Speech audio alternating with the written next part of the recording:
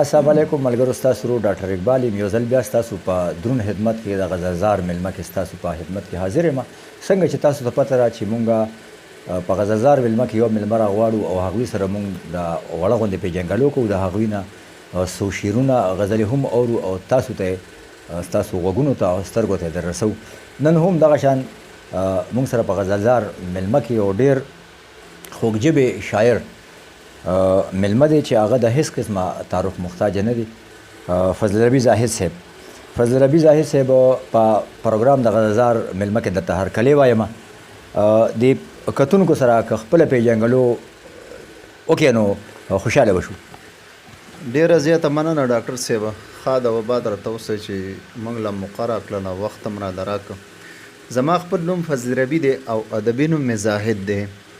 د دې نه مخکې اساس خو هغه اساس چې به خلکو ته پرېښ نه شو کولی، بس بیا مې زاهد که د مرکورو په مشورې سره.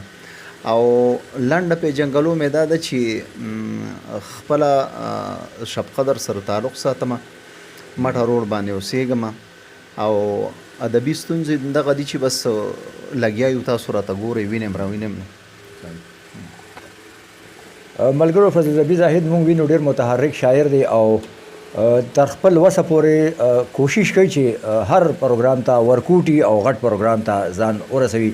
بلکې نن سبا دا ټرینډ هم دی په سوشل میډیا باندې چې ډېر شاعران داسې چې د هغوی یو دوه غزلې چاته ورته واوه ډېر زیات کړي، ډېر دادې ورکړي، نو هغوی بیا هوا بدله شي او هغوی بیا غټ پروګرام نه، یعنې چېرته په ودونو کې مشاعرې وي یا یو غټ پروګرام چېرته په حال کې وي، د هغې نه بغیر ورکوټي پروګرام لا نه ځي. نو فضل ربي زاهد صاحب ډېر ملنګ انسان دی او مونږ خو دا وینو دا شپږم اووم پروګرام دی چې غزلزار پښتو ادبي ټولنه جاله بیله چې ډېره بیروه هم پرته ده، دې ته ریګولر پروګرام نه راځي او خپل ادبي تنده هم ماتوي او د پښتو ژبې چې کوم خدمت دی هغه ډېر په مینې سره کوي.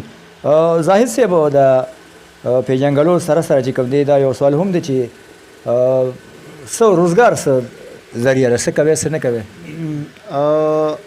ډاکټر صاحب زما خو خپله شعبه چې کوم دی د صحت سره ده او بس یو معمولي شانتي کلینیک دی، بس هغه هم چې کوم دی په هغې ژوند الله پاک تېروي نه. دا خو ډېره خوشحالۍ خبره ده.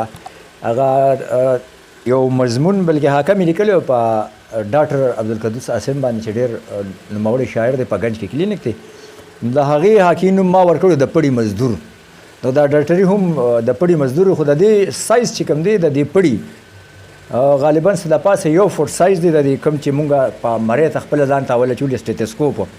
نو دا ډېره ښکلې خبره او ډېر د ثواب او د ثواب سره سره د عزت پیشه هم ده چې په عزت سره وکړی شي. نو فضل ربي زاهد صاحب خبرې خو انشاءالله کوو، لګیا یو نور سوالونه به هم تاسو نه پوښتنې کوو.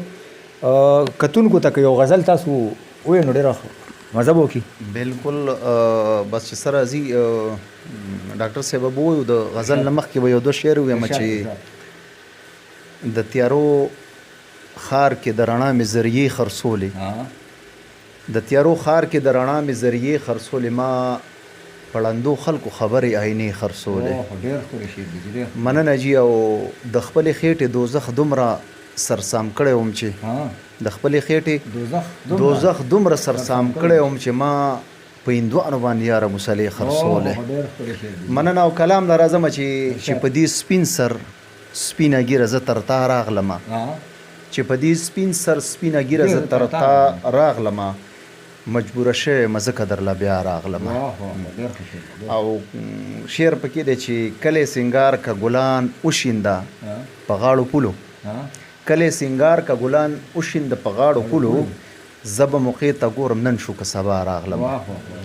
او مننه جي. او شعر پکې دی چې مورچه مورچه پاټک پاټک ټوپک ټوپک مې لیده، مورچه مورچه پاټک پاټک ټوپک ټوپک مې لیده، چې د تورخم په لار په ښکته پښتونخوا راغلمه. مننه جي.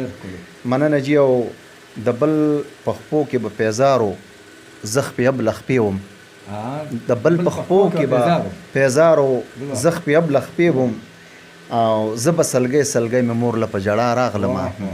مننه جي. او ما ورسره چرته ناجیزه ناروا منله، ما ورسره چرته ناجیزه ناروا منله ځکه نظر کې زه کافر د یو مولا راغلم مننه جي او د کلام مقطع عرض ده چې رانه به خود پکې زړګې پاتې کېده زاهده رانه به خود پکې زړګې پاتې کېده زاهده چې د تیرا د دنګو غرونو په ښکلا راغلمه. ډېر ښه ده شعر.